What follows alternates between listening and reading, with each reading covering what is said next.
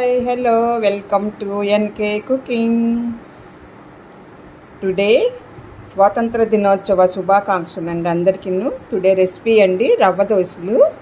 రవ్వ దోశలు కావాల్సిన ఐటమ్స్: గోధుమ రవ్వ అంటే బొంబాయి రవ్వ, బియ్యం పిండి, మైదా మూడు కొలతలుగా తీసుకున్నానండి నేను. దానికి కావాల్సిన ఐటమ్ కొత్తిమీర, పచ్చిమిర్చి, అల్లం, కరివేపాకు, జీలకర్ర, తగినంత ఉప్పు ఇవన్నీ వేసుకొని ఇలా కలుపుకోవాలండి.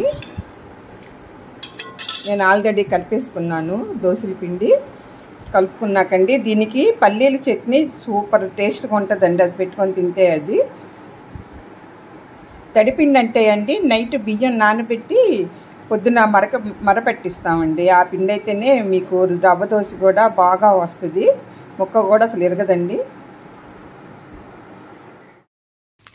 అంత రోస్ట్గా అవుతుందండి. మీకు పిండి కలపగానే గంట సేపు నానితే రోస్ట్గా వస్తుందండి మీకు దోశ. ఎంత నానితే అంత బాగా వస్తుంది.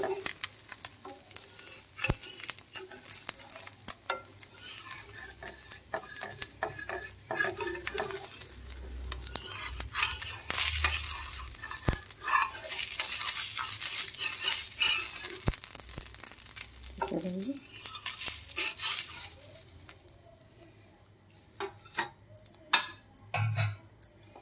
పల్లీల చట్నీ దోశ ఎంత రోస్ట్గా ఉంచేసారండి.